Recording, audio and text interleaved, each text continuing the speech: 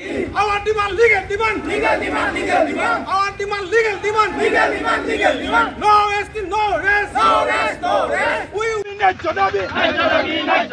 হেতু আজি সদৌ অসম কোচনী ছাত্ৰ সন্থাৰ আৰু বজালী জিলা কোচৰাচমুখী ছাত্ৰ সন্থাৰ বজালী জিলা কোচৰাচমুখী সন্মিলনী আৰু বজালীবাসী ৰাইজৰ সহযোগত আমি জনজাতি প্ৰাপ্য অধিকাৰ দাবীত বজালী জিলাৰ আজি জোৰ সমদল কৰিবলৈ আমি আগবাঢ়িছোঁ। আমাৰ লক্ষ্য যেহেতু কোচ ৰাজবংশীসকলে 1996 চনত জনজাতি আছিল, জনজাতি মৰ্যাদা প্ৰদান কৰিছিল, জনজাতি পাইছিল আৰু সেই জনজাতি আমি পুনৰ ঘূৰাই বিচাৰিছোঁ। আমি নতুনকৈ বিচৰা নাই। আমি আপোনালোকৰ মাধ্যমে ট্ৰাইবেল সংঘকো এটা সকিয়াই দিব বিচাৰিছোঁ। তেওঁলোকৰ যি হিষ্ট্ৰী আছে, তেওঁলোকে যদি পঢ়িছিল, তেওঁলোকৰ যি শিক্ষা আছে, তেতিয়াহ'লে কোচ ৰাজবংশীসকলৰ ওপৰত ট্ৰাইবেল সংঘই মাত নামাত দিবৰ কাৰণে মই অনুৰোধ জনাইছোঁ। কিয় অনুৰোধ জনাইছোঁ?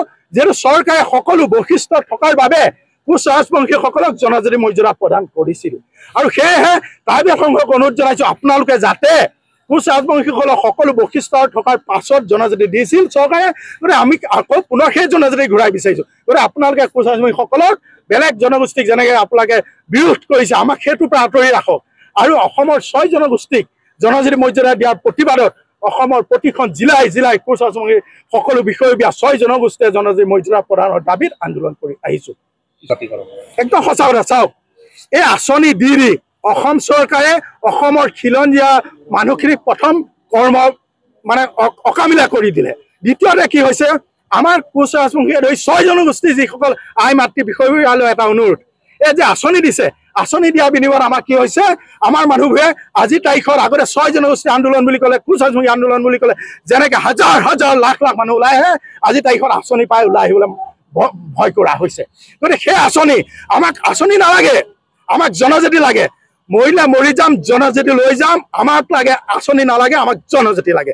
আমাৰ লক্ষ্য উদ্দেশ্য আমি এইবাৰ সকলোতে এটা অনুৰোধ জনাইছোঁ, আপোনালোকৰ মাধ্যমে অনুৰোধ জনাইছোঁ অসমৰ 6 জনগোষ্ঠী সকলো আই মাতৃক বিশেষকৈ, যে আই মাতৃসকল আপোনালোকে যদি আঁচনিৰ তলত পৰি থাকে, আজি অৰুণোদয়, আজি কিবা কিবি লাখপতি আঁচনিত যদি পৰি থাকে, কেতিয়াও জনজাতি নাপাব। কিয় নাপাব? আপোনালোকক ভয় খুৱাই দিব। গতিকে এই আঁচনি আমাক কেতিয়াও নালাগে। আপোনালোকে চৰকাৰলৈ এটা সকলোৱে ফেচবুকৰ ছ'চিয়েল মাধ্যমৰ দ্বাৰাই এটা অনুৰোধ জনাওক, আমাক আঁচনি নালাগে, আমাক জনজাতি লাগে। গতিকে আমি সেইটো সকলোকে ক'ব কাৰণে চাওক, জনজাতিকৰণ যদি নিদিয়ে আমাৰ ভূমিকা হ'ব একেবাৰে মানে সাংঘাতিক ধৰণৰ। আপোনালোকৰ মুখৰ আগত নকওঁ, যিহেতু নেটৱৰ্কটো আমি বেলেগ ধৰণে এবাৰ ৰচিছোঁ। কাৰণ কিয়, আমি যেতিয়া প্ৰচাৰ মাধ্যমত এই যিটো ভূমিকা দেখাই দিবলৈ হ'লে আমাক পিছত অসুবিধাত পৰোঁ। সেয়েহে আমি এবাৰ কৌশলগতভাৱে প্ৰতি জিলাই জিলাই আমাৰ যি ৰিফ্লেট আছে আমি প্ৰস্তুত কৰিছোঁ চৰকাৰৰ বিৰুদ্ধে।